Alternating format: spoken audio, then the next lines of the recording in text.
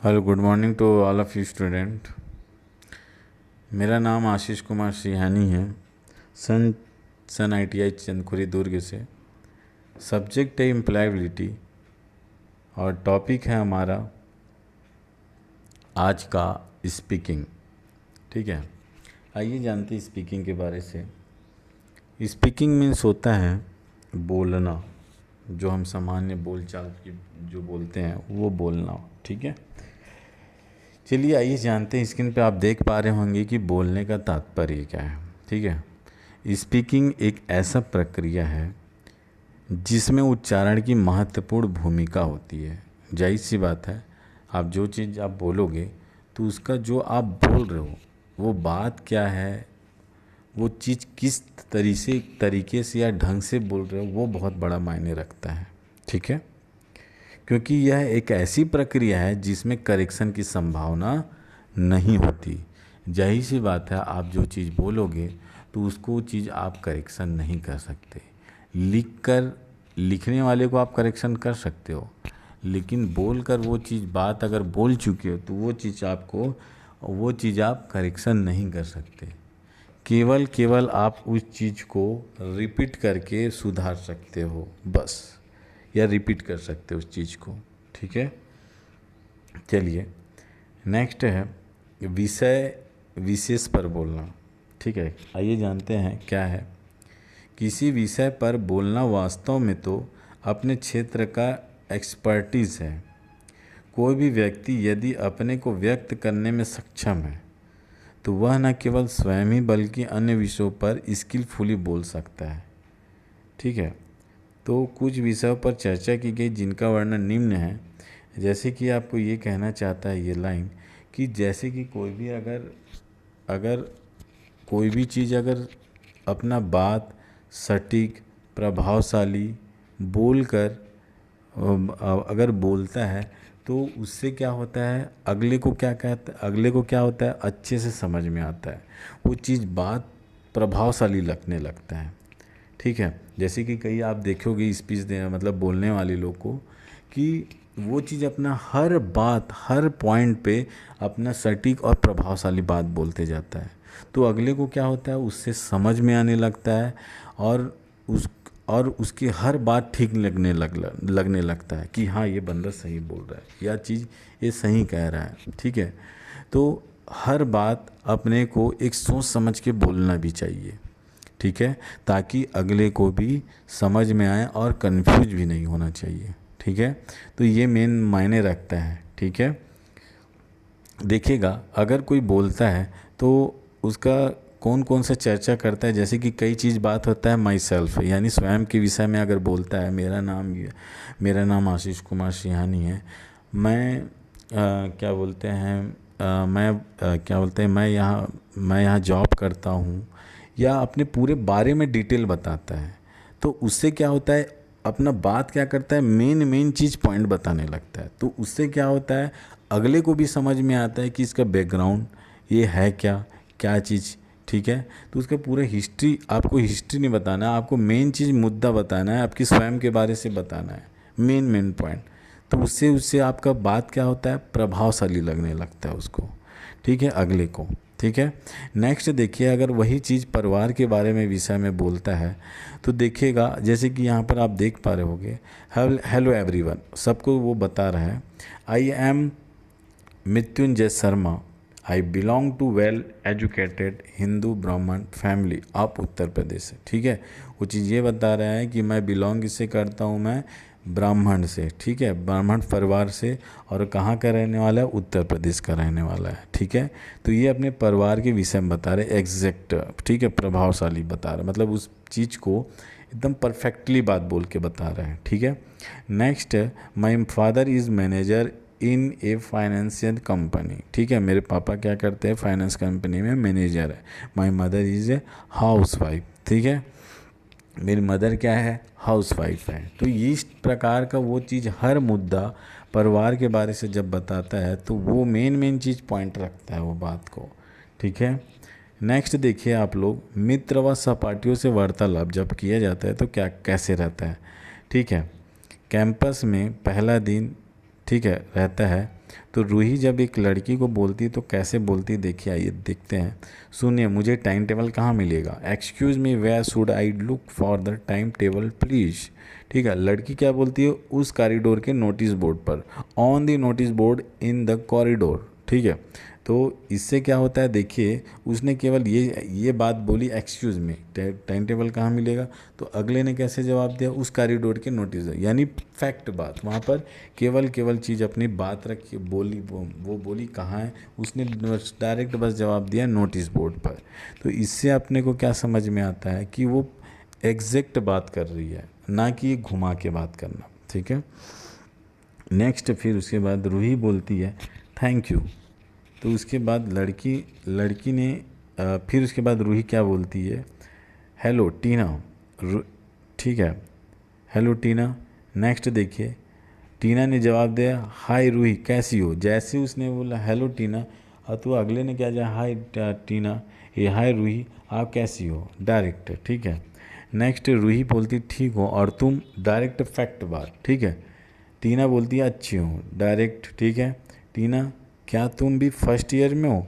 टीना बोलती है, ठीक है, रूही बोलती है हाँ, तुम कौन सा कोर्स कर रही हो?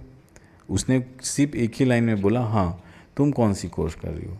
उसके बाद टीना बोलती है मैं इंग्लिश ऑनर्स कर रही हूँ। ठीक है, इंग्लिश ऑनर्स कर रही हूँ। ठीक है, टीना ने फिर जवाब दिया क्या तुमने टाइम टेबल नोट कर लिया? उसके बाद रूही बोलती नहीं, करने जा रही थी। ठीक है, रूही फिर कहती है मैं सेक्शन ए में हूँ और मेरा पहला पीरियड रूम में 3 में है। ठीक है, उसके बाद टीना बोलती मेरा रूम 10 में है। ठीक है, नेक्स्ट फिर रूही बोलती है मैम क्या मैं अंदर आ सकती हूँ? रूही लेक्चर मैम हाँ आओ, क्या रोल नंबर है? तो ये बात होती है फैक्ट, यानी बोलने का तरीका और सभ्य रहना चाहिए। ठीक है, चलिए नेक्स्ट देखते हैं। जो चीज़ हम वर्तमान घटनाओं विचार विमर्श करते हैं। ठीक है, hello Mrs Karthik, hello Mrs Karthik. ठीक है, तो हेलो मिसेज शर्मा कैसी हो? जैसे उसने कहा हेलो मिसेज कार्तिक, उसने कहा हेलो मिसेज शर्मा कैसी हो। ठीक है, तो ये चीज़ होता है आपका बोलने का सटीक ढंग। ठीक है, आइए जानते हैं नेक्स्ट।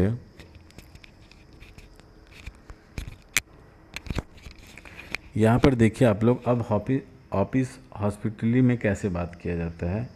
देखिए, ऑफिस हॉस्पिटली का अर्थ है कार्यालय में होने वाला वार्तालाप। जही सी बात, ऑफिस की बात यानी कार्यालय का वार्तालाप। जही सी बात, किसी भी कार्यालय का के प्रमुख गुण यह है कि कितनी सुविधाएं देते हैं। ठीक है, ग्राहक की ज़रूरतों और जानकारी को पूर्ण करना कार्यालय का एक उद्देश्य है। जाहिर सी बात है, कार्यालय का उद्देश्य क्या रहता है? ग्राहक और जो पूरे ज़रूरतमंद की जानकारी को क्या करना है? पूर्ण करना रहता है। ठीक है, कार्यालय का ये क्या होता है? उद्देश्य होता है। ठीक है, नीचे दिए गए उदाहरण में कार्यालय के प्रयोग किए जाने वाक्यांश देखिए। अब देखो, कार्यालय में जो बात बोल चाल की जाती है वो कैसे होता है। देखिए, पर्यटन कार्यालय, देखो पर्यटन कार्यालय में क्या, पर्यटन कार्यालय में कैसा होता है? इस शहर में कौन कौन सी जगह देखने लायक है? मैं हवा महल और मैसूर पैलेस देखना चाहती हूँ। ठीक है, I would like to see visit Hawa Mahal and Mysore palace. ठीक है, नेक्स्ट, जयपुर जाने के लिए ट्रेन ठीक रहेगी या बस? What the best transport, the Jaipur train और बस? ये सब चीज़ क्या है? इंग्लिश में बोलने का तरीका भी है। ठीक है, जयपुर में कहाँ ठहरना है? वेयर शुड ये आई स्टेड इन जयपुर। ठीक है, मुझे इस टूरिस्ट गाइड चाहिए, कहाँ मिलेगा? I want to tourist guide, where will you get one. ठीक है, तो ये सब चीज़ क्या है? आप लोग का एक बोलने का तरीका रहना चाहिए इंग्लिश में। ठीक है, नेक्स्ट है होटल में कैसे किया जाता है। देखिए बोलचाल को, क्या कोई कमरा खाली है? ठीक है, तो is there any room available in this hotel? ठीक है, सिंगल डबल बेड के कमरे का क्या किराया होगा? What do charge for the single double bedroom? ठीक है, मेरा सामान कमरा नंबर 8 में ले जाओ। Take my bag to room number 8। ठीक है, तो ये चीज़ होता है आप लोग का एक इंग्लिश में बोलने का सटीक तरीका। ठीक है, नेक्स्ट देखिए आप लोग, अब क्या होता है, अब जब आप यूज़ करते हो, अब इंग्लिश में बोलते रहते हो, तो आप देखिएगा नंबर को किस तरीके से बोलोगे। 1 को फर्स्ट कहा जाएगा, 2 को सेकंड, थर्ड, 3 को थर्ड, 4 को फोर्थ, TH, 5 का फिफ्थ, 6 का सिक्स्थ, 7 का सेवन्थ, 8 का एट्थ, 9 का नाइन्थ, 10 का टेंथ। TH जुड़ता है जनरली। 11 का 11th, 12 का 12th, और 13 का 13th, और 14 का 14th। यानी हम लोग जब भी हम लोग नंबरिंग की बात आती है तो ये सब चीज़ हम लोग यूज़ करते हैं। TH जनरली रहता है, ठीक है। जैसे 19 हो गया 19th, तो ये चीज़ वर्ड हम लोग यूज़ करते हैं, ठीक है। ठीक है। अब जैसे कि 10,000 की बारी आएगी तो हम लोग क्या बोलते हैं उसको, हिंदी 100,000 ये चीज़ बोलते हैं हम लोग, ठीक है। तो ये चीज़ आप याद रखिएगा। देखिए अब नेक्स्ट आपका है संदेश, ठीक है।